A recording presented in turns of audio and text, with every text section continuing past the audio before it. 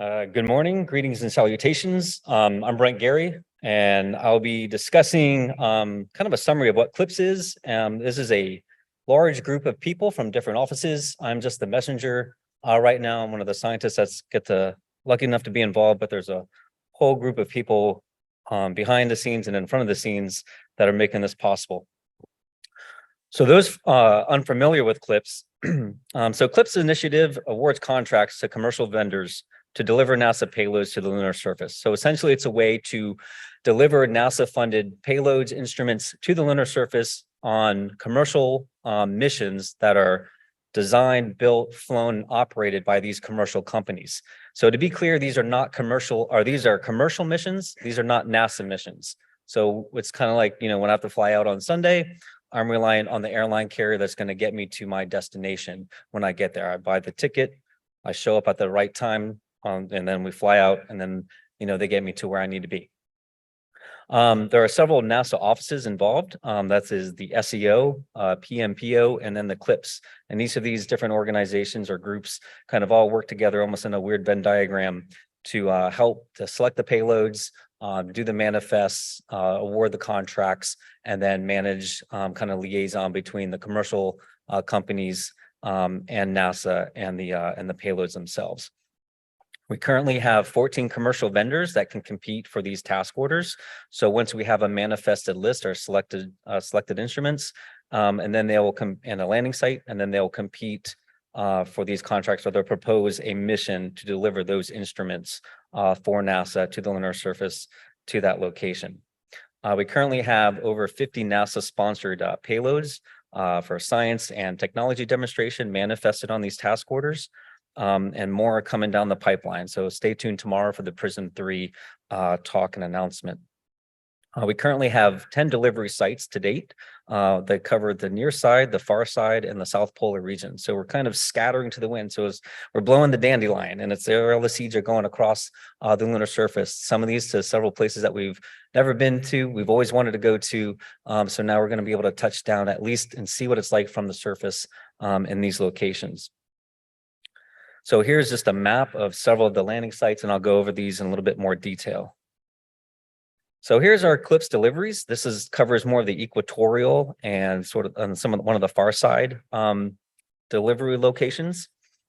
Starting off in the upper left, we actually have two missions going towards the Gruithuisen domes. So early, either late 2023, early 2024, we'll have TO2AB going onto the plains and Sinus viscositatis, that's a new one. And then later, in a couple years from now, CP21 landing on the Gruithuisen domes. Down in Oceanus Procellarum, we have Reiner CP11 going to Reiner Gamma. And then in Mare Crisium, we have a Firefly mission, TO19D, which will be coming up in 2024. And then right on the lunar far side is a recently awarded contract for CS3 to the lunar far side for Firefly, which is coming up in 2026.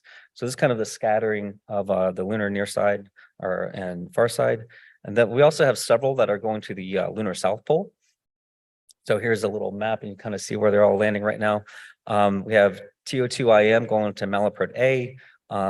TO Prime 1 is going to go to the Connecting Ridge. CP12, which I'm involved in, is going to go to the Schrodinger Basin. And then Viper rover is going to be delivered to the Nobili crater rim. We also have CP22, which will be competed in the coming months, and that will also be heading to the South Polar region. And that landing site will be announced in the coming months. So let's take a little bit closer look at some of these landing sites. So we actually have 4 CLPS deliveries that will land in volcanic terrains, plus a lunar swirl. We'll hear more about some of those later. So the TO2AB is actually going to land in the lunar mare at the base of the Gruithuisen domes, and then later CP21 is going to land on the top of one of the domes out there. So they'll have this comparable data set from below the domes in the mare and then on top of the domes, and kind of look at this area from 2 different perspectives from a different set of instruments. The lunars, so that's a lunar vice will be on CP21. Lunar vertex is going to be CP11, and that's going to go to Reiner Gamma, which is an Oceanus Procellarum, and primarily to study the lunar swirl. And they'll be talking about that later this afternoon. In Marcrisium, we have TO19D that will land in the lunar mare, but also near this about 150-meter high volcanic cone. So kind of just off the distance, it'll be about a kilometer away from the landing site. Some really cool volcanic and swirly terrains coming up.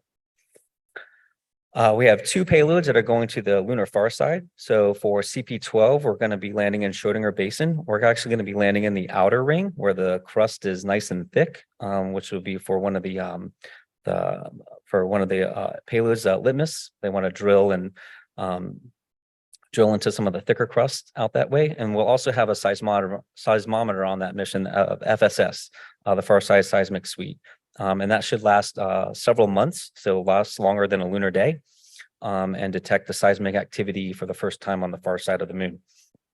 We also have on the far side going to CS3 is Lucy Night, which will complement Lucy Light, which is also on CP12. So we'll have 2 different kind of payloads from the Lucy team going onto the lunar far side. And the Lucy Night will last several lunar nights on the outside, on the far side of the moon. So here's a perspective of these different landing sites.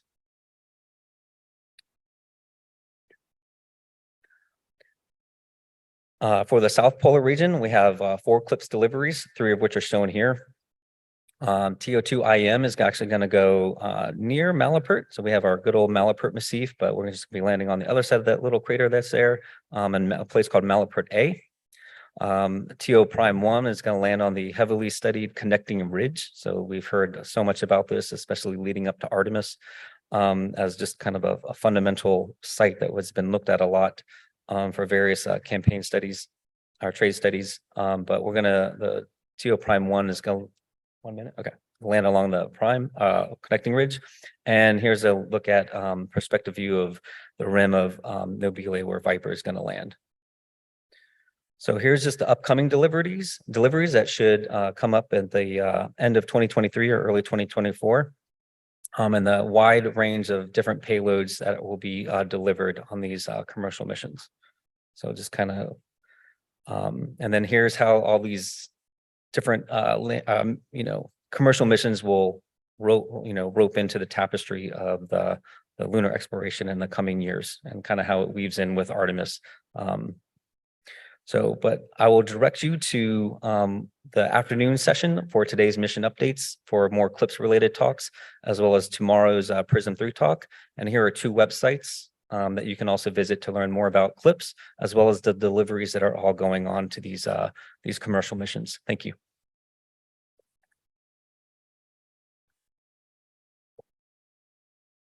We have time for a couple of questions. If you have any questions now, we'll have questions at the end of the presentation. Any questions? Hi there, Dan Crimmins from NASA Goddard. Brent, can you say anything about potential future CLPS orbiters opportunities? What was the question? The potential for CLPS orbiters. Yeah, some of them do have kind of orbiter payloads that are going with kind of the mission.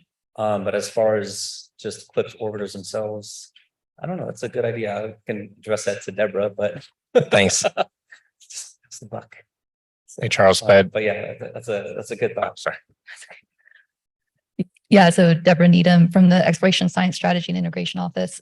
So the idea for the CLPS missions are CLPS, this lunar payload services for the delivery to the surface. That's the plan. We've talked about potentially having orbiter components. At least one payload has a calibration tool that's in orbit. So it's not completely outside of the scope, but for now, we've been focusing primarily on landed payloads. One more question. Hi. Charles Pett, University of Maryland.